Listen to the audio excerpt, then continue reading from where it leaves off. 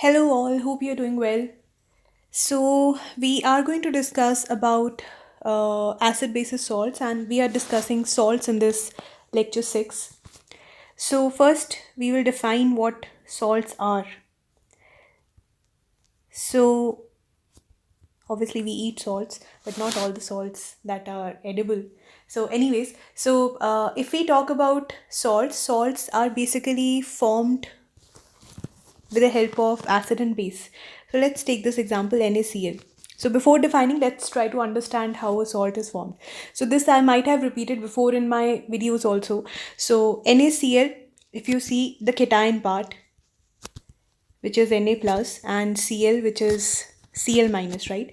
So usually the cation comes from the base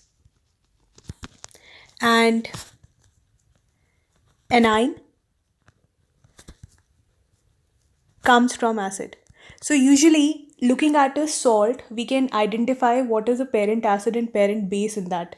So since Na plus, you can just imagine that, not imagine, like just recall that Na plus is coming where in a base. So the only base that we know is NaOH. Similarly, Cl minus we have in an acid, that is hydrochloric acid. So if you see OH and this hydrogen, if you add it up, that is water. So NaCl, it's a salt. Cation of a salt comes from the base, anion comes from the acid. You can remember this, and this will be very much helpful in many questions moving ahead. So we know that acid reacts with the base to give salt and water. That is called as neutralization. So, or we can say in a process where positive ions of an acid react with OH negative ions of the base to produce water. That is, you can say, the ultimate goal of neutralization.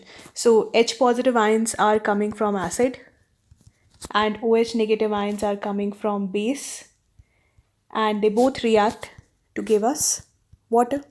That is the ultimate goal of neutralization.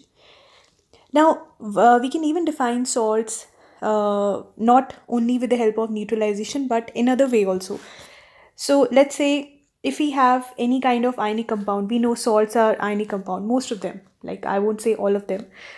So, if we talk about any ionic compound, if we dissolve it in water, so let's talk about potassium chloride. That's a salt which is obtained from potassium hydroxide and hydrochloric acid. So if you put it in water, so it has the capability to ionize, to, or you can say, dissociate to yield positive ions other than hydrogen ions. So if you put it in water, so it can dissociate into K plus and Cl minus ion. So this is also one way of defining salts. Ionic compounds, when they are dissolved in water, dissociate to yield positive and negative ions other than H plus and other than hydroxyl ions. So these are also called as salts. So we have many examples. Nickel chloride is there, sodium sulfate is there, nickel sulfate is there, right? So there are many examples of salts. So now one more thing, we can form salts in different way. Let's talk about this kind of salt, sodium bisulfate. Now can you see an extra hydrogen over here?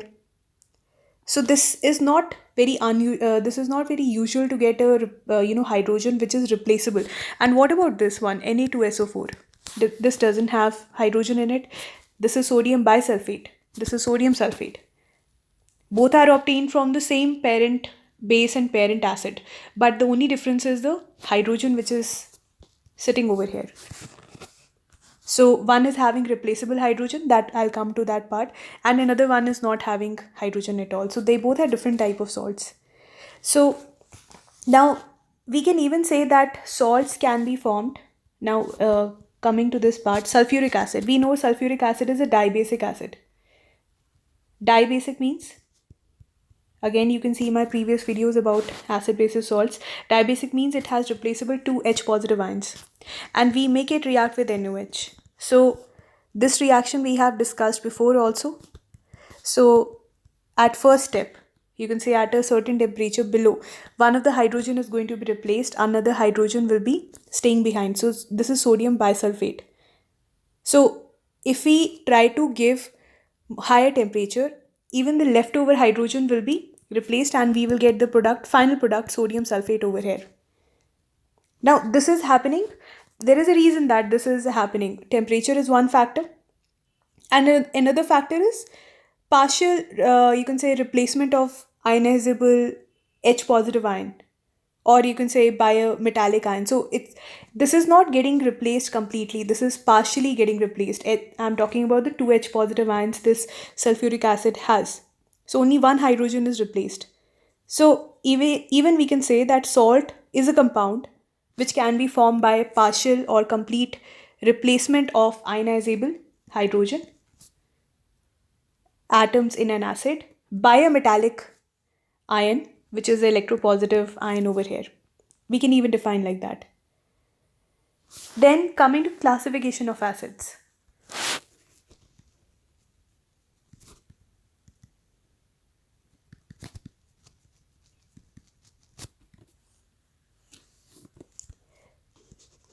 One classification that we have is normal salts. Then we have acid salt, base salt, mixed salt, double salt.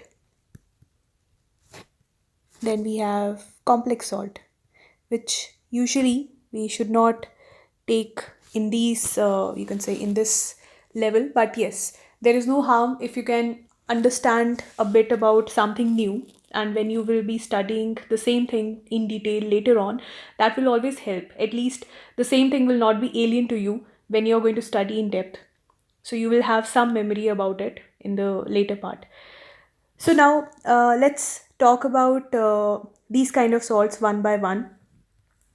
Now normal salts can be further classified into acidic, basic, neutral. So first I'll be talking about normal salts. Now you might be thinking you have two, what is the difference between this acidic and this acid salt? There is a huge difference. We'll be talking about that. Then base salt, this is basic. So you can see the term is also different. There is a difference. We'll be learning about that. So let's talk about normal salts. So normal salts are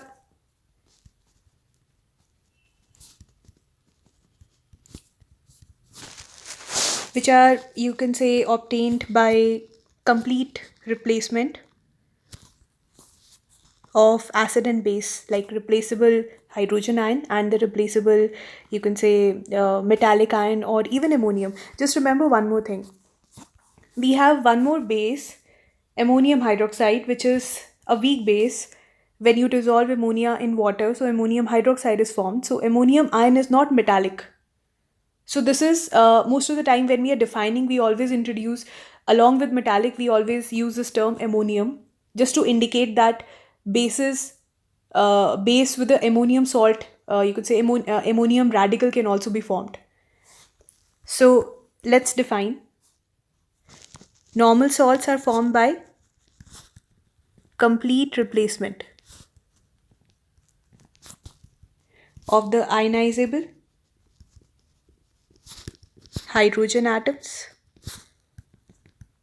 of an acid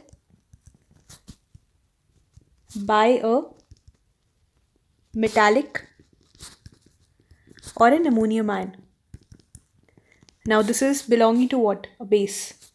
So these are called as normal salts. So what they're trying to say over here, if we have any acid and base, they are undergoing complete you can say complete neutralization. So they are not leaving behind any replaceable hydroxide ion or ammonium ion or any hydrogen atom from the respective base and acid. So complete neutralization. So I can even say Na2SO4 is a normal salt. Potassium chloride is a normal salt. Then CH3CONA. sodium acetate, that is a normal salt.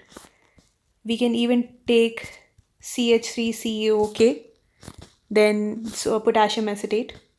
We can take many examples. Now, what you have to do is to guess the parent acid and the parent base of these salts. Now, sodium sulfate I have already discussed. You can try for this one, you can try for this one. So, you can pause the video and just think over it. So, it's very visible from the formula only. The parent acid of sodium acetate is acetic acid and NaOH. And for this same acetic acid and potassium hydroxide, over here we have KOH and HCl, and this is NaOH and H2SO4. So these can be very good questions, multiple choice questions, where you have to identify the parent acid and the parent base from where the particular you can say salt is formed on the in the neutralization process. So these kind of questions are very common. Then we can take some more examples.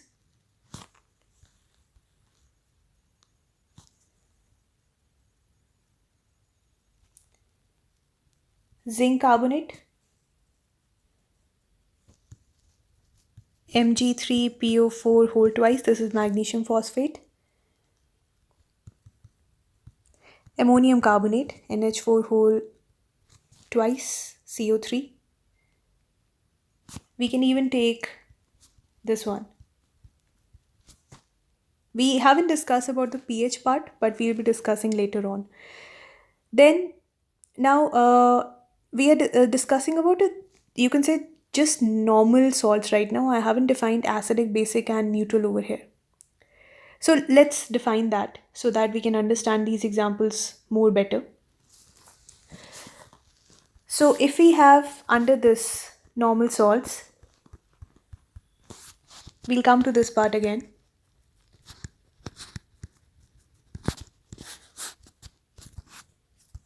So what do you understand by acidic normal salt? What do you understand by basic normal salt and neutral normal salt? So acidic will be strong acid, a combination of strong acid and weak base. That will give you what kind of salt? Acidic salt. Then basic, from the term itself, strong base and weak acid. Neutral, in this case both the acid and base are going to be strong acid and strong base. So strong acid HCl, weak base we can take ammonium hydroxide, so this will give us ammonium chloride and water. So we can identify ammonium chloride is a what kind of salt based on pH? That is acidic. So how do we know this is acidic salt? Because it's obtained from a strong acid and the weak base. This is how you need to identify. Now we are not going to ask, you can say at least at this level, that what is the exact pH of these salts. That we can leave it for the, you can say, equilibrium chapter, but not over here. Now basic, at least if we can get an idea about different kind of salts, the salts look like, should be basic, should be acidic based on the strong acid and strong bases, weak acid, weak bases, those examples which we discussed in the past, you can get an idea. Now strong base and weak acid, so NaOH, weak acid, we can take carbonic acid, which is weak, so it's going to form Na2CO3. So by looking at sodium carbonate, we can say that it's obtained from strong base and weak acid. Now strong acid and strong base, we have done n number of examples. Sulfuric acid, I'm not writing over here. Sulfuric acid and sodium hydroxide, sulfuric acid and potassium hydroxide, all are going to give you neutral normal salts. So based on, you can say all are in the presence of aqueous, like in the presence of water. You cannot identify these salts if you don't put it in water at the first place. So based on their pH, salts can be also acidic, basic or neutral. So coming back to this part. Now in this, let's try to identify only the parent acid and parent base. So over here, zinc hydroxide is the parent base, and carbonic acid is the weak acid. So I get to know from the radicals, if you can see. Magnesium. Magnesium can form magnesium hydroxide as a base. Salt will always have first cation and then anion, except for the, you can say this, these kind of salts where acetate is involved. So acetate is an organic acid. So it's a, again, it's something I explained when I was explaining chemical formulas in the basics of chemistry. So when it comes to acetate radicals, we always try to write on the left hand side. It's a negative cation for sure, but we always try to write on the left hand side. It's an organic radical. It's obtained from acetic acid. So, and phosphate radical, so H3PO4 phosphoric acid. Ammonium hydroxide and H2CO3. Now over here, CH3COOH and ammonium hydroxide. So we don't consider at this level that what do we say these kind of salts where both the counterparts are weaker. So in that case, we still have to say that pH can be slightly less than 7 or more than 7. That depends upon many factors that we'll be discussing in equilibrium chapter, not over here. So acetic acid and ammonium hydroxide. This is a salt obtained from the weak acid and weak base both. And even this one, if you can see, ammonium carbonate is obtained from ammonium hydroxide, which is weak base, and carbonic acid, which is weak acid. Now moving ahead to the next classification, that is acid salt. Now what is the difference between the second type of classification, acid salt? Till now we were doing only normal salts. Now, acid salt and base salt. That's why I use the term base. We don't use basic. Otherwise, how will you differentiate what is basic salt? Basic salt is a normal salt obtained from the counterparts. So, stronger base, weak acid, like that. So, acid salt is salt obtained by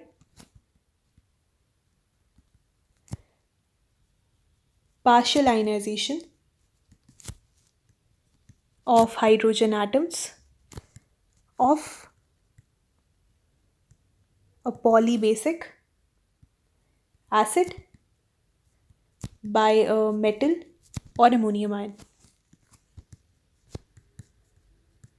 So same thing. Now in this we can say same reaction I'm writing, NaOH. So we can say these kind of salts are formed when we have insufficient amount of base. So sodium bisulfate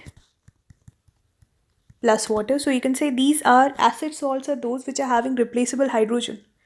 Now if I'm going to write Na2SO4, the same reaction, if we try to take this one, we have done this before also, NaHSO4 and sodium hydroxide. So this is our acid salt and we will get sodium sulfate. Now what is this? This is the normal salt.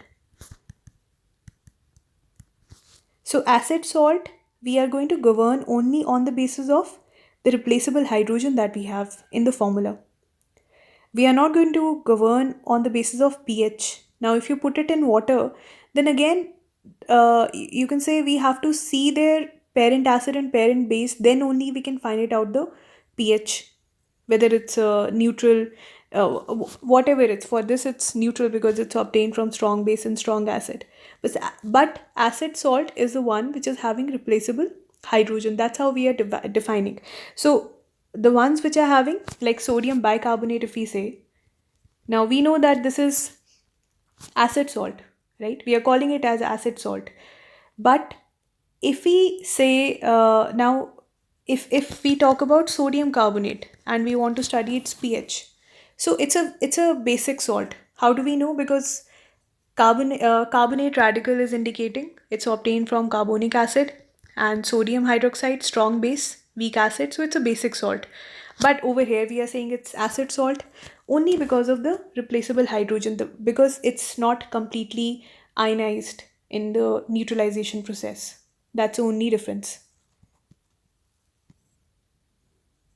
Then we go to the Base salt.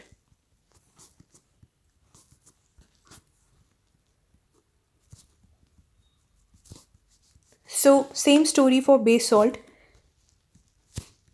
These are salts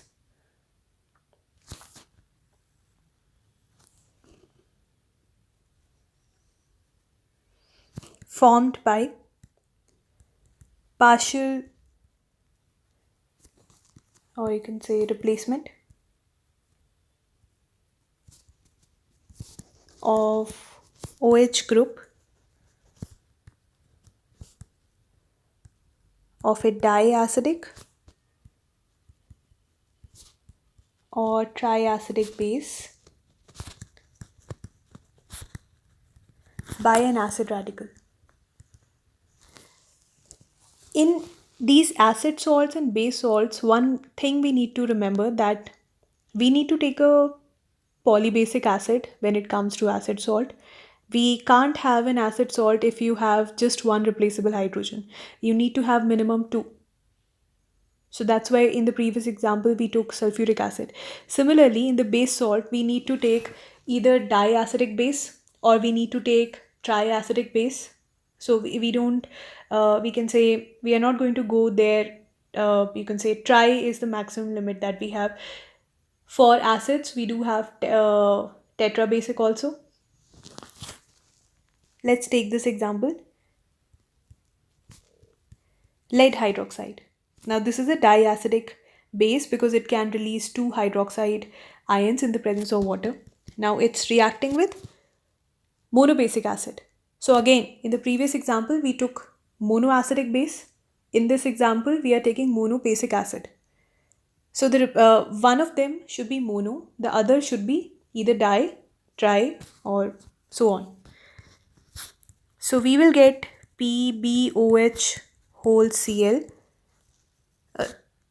PbOH Cl we can say, and water is released. Now this is something we call it as basic lead chloride.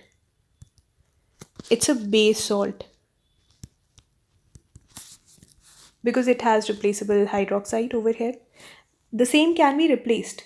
If we take the same compound, make it react with HCl again, we will get PbCl2. Now this is our normal salt. Now if you see this PbCl2, if we put it in, like obviously it's in the aqueous solution, we want to study its pH. So it's obtained from lead hydroxide, which is a weak base, and HCl is a stronger acid. So in the solution, this will be acidic salt, but we are calling it as base salt over here. So it's slightly, we have to take care of the questions. We need to look at it from a different angle. We have to see the options also, what options they are talking about. Only then we need to figure it out that what's the correct answer. So we'll take some examples also. Let's take this example, copper OH nitrate. So copper nitrate, CuNO3 whole twice. So one of the copper hydroxide, CuOH whole twice, one of the hydroxide is not replaced. So this is again basic copper nitrate.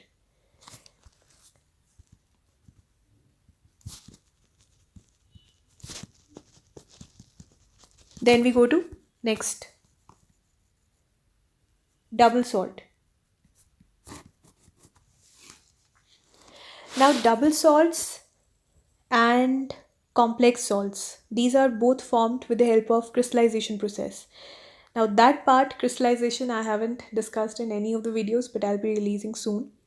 So this part is something that you discuss in matter inner surroundings, where you discuss about solid, liquid, gases, or elements, compounds, and mixtures. So it's a separating technique, crystallization. So what do? We take a salt in water, we add excess of salt in water, we try to solubilize it in it, and we try to heat it just to make a saturated solution. So saturated solution is the one where you have added a lot of solute in the water, and now it is not able to dissolve much. So after cooling down the saturated solution, we get the crystals out of it. Those are geometrical shaped crystals. So this is how we get double salt. Now what is the twist over here? We are not going to take only one single salt, we are going to take two different salts in the same solvent, that is our water. So let's try to define this. So these salts are formed by crystallization of two simple salts from a mixture of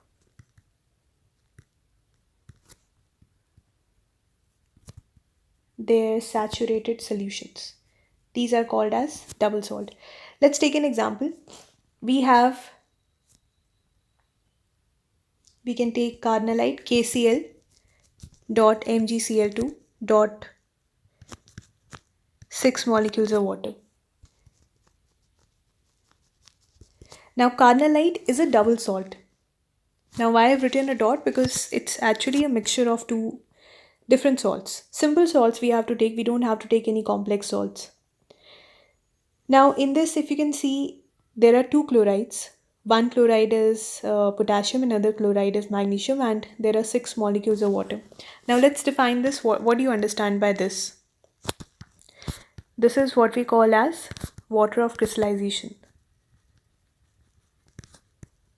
So I might have explained somewhere in the chemical reactions of equations and equations. So water of crystallization is the number of water molecules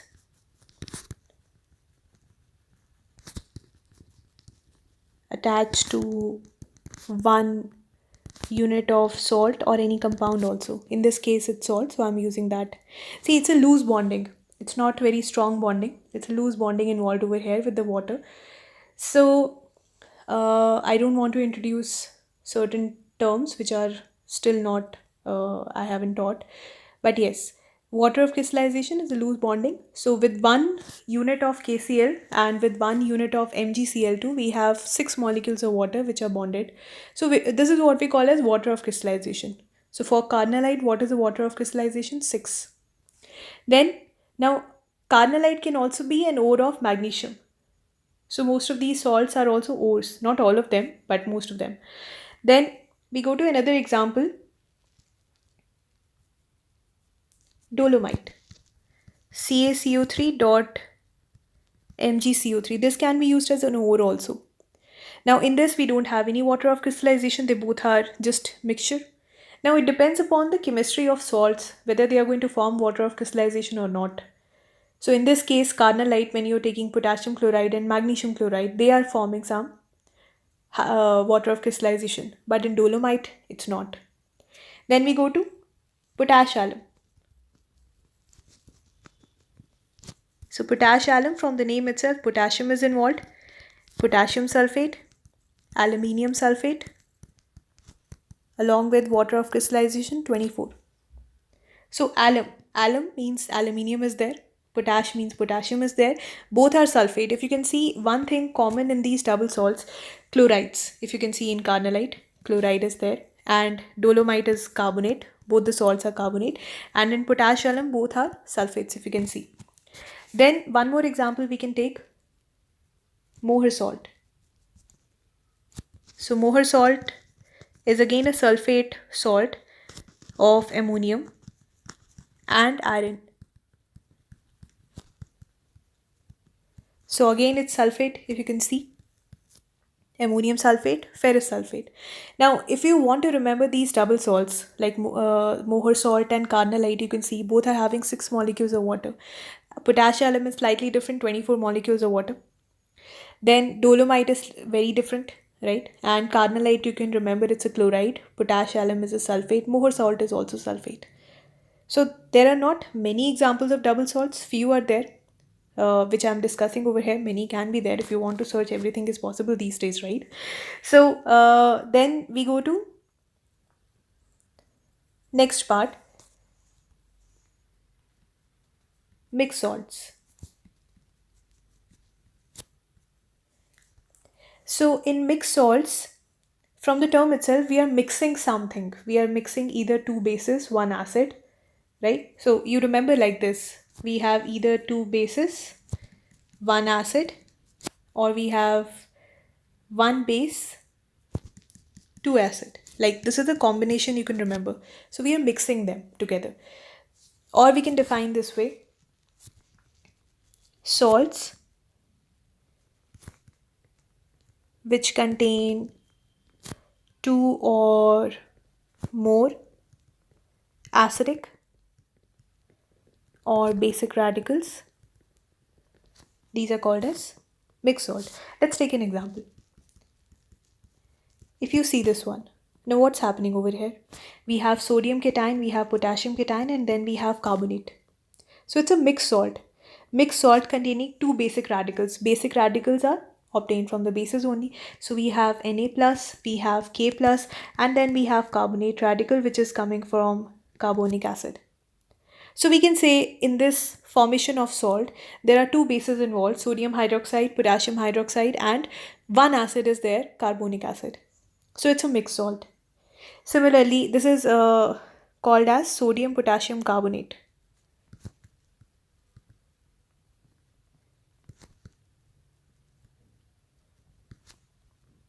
Next,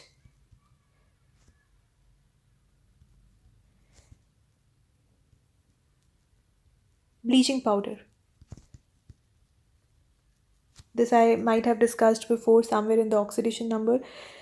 Now OCl2, it has Cl minus and ClO minus, two radicals are there, and one cation is there, Ca2 plus, so it's obtained from calcium hydroxide.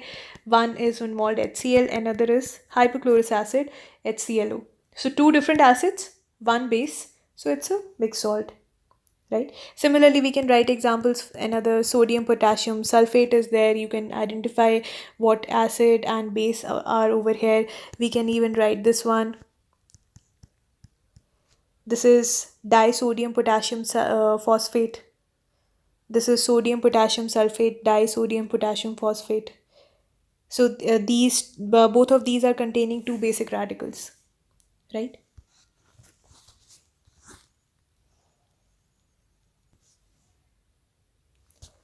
Then we go to the last example, sorry, not example, last type of salt, complex salt. Now, usually we don't teach complex salt along with these, but yes, why not learn something new? Now, complex salt is obtained, you can say, salts obtained by the crystallization process.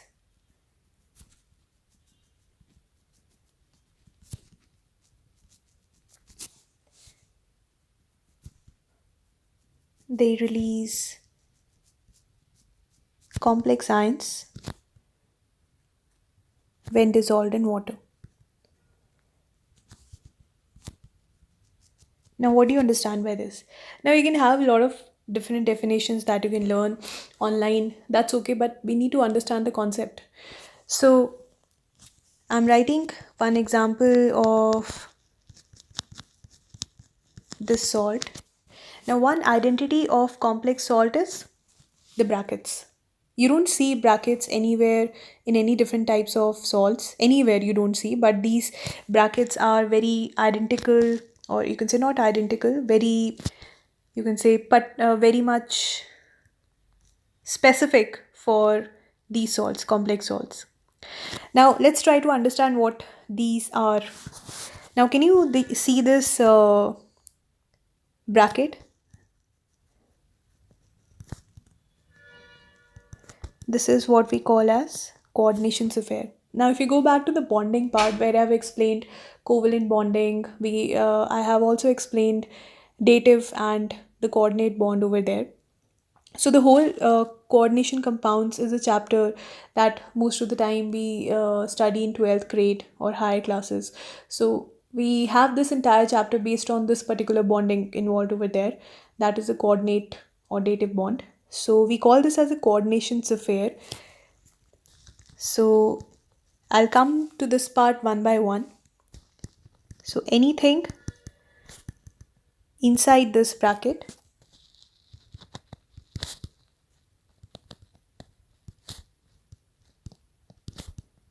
is non-ionizable. That means the inside thing is not going to ionize itself, right? So it's not going to change into Fe2 plus ions or Cn something ions, cyanide ions. So it's not going to split itself on its own. So it's a coordinations affair. Anything inside remains like this. Now, these are